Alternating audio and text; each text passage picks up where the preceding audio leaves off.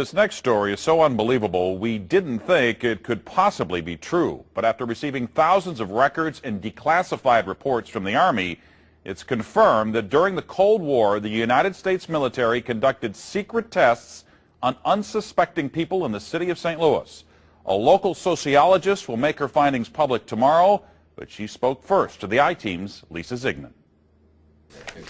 Lisa Martino Taylor's life work has been to uncover details of the Army's ultra-secret military experiments carried out in St. Louis and other cities during the 1950s and 60s. This study was secretive for a reason.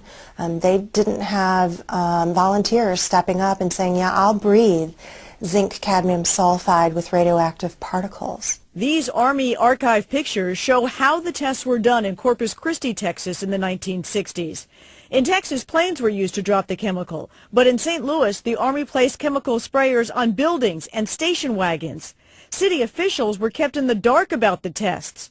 The Cold War cover story was that the Army was testing smoke screens to protect cities from a Russian attack.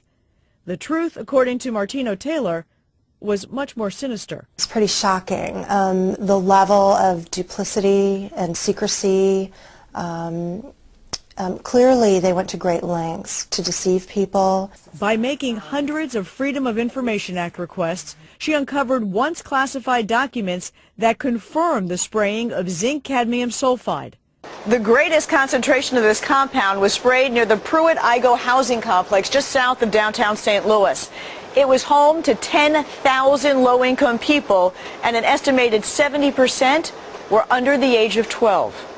Martino Taylor claims they all unknowingly inhaled this compound morning, noon, and night so the government could measure its effects on their lungs. So this was in violation of all medical ethics, all international codes, and the military's own policy at that time.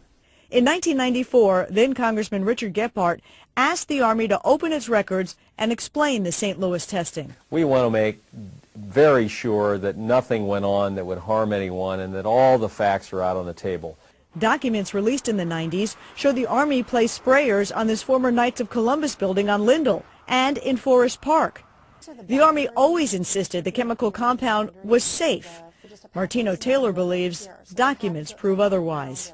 There's a lot of evidence that indicates that people in St. Louis, in the city, particularly in minority communities, were subjected to military tests that was connected to a larger radiological weapons development and testing project. For the first time, she links the St. Louis testing to a company called U.S. Radium, a company notorious for lawsuits involving radioactive contamination of its workers. United States Radium had this reputation where they had been found legally liable decades prior for producing a radioactive powdered paint that killed many young women who painted fluorescent watch dials. While the Army admits it added a fluorescent substance to the zinc cadmium compound, details of whether it was radioactive remain secret. Documents uncovered to date indicate the Army never conducted follow-up studies to see whether the compound caused long-term health issues. In 1972, after years of crime, poverty, and decline, the government destroyed the Pruitt-Igoe housing complex. Lisa Zigman, News Channel 5, I-Team. Now, the company U.S. Radium no longer exists. Martino Taylor has placed all of her research, including the declassified documents, online, and will link you to that data at ksdk.com. Now, she will make all of her findings public tomorrow at St. Louis Community College Merrimack campus. In the meantime, if you remember the spraying, the I-Team's Lisa Zigman would like to hear from you. You can email her at lzigman@ksdk.com.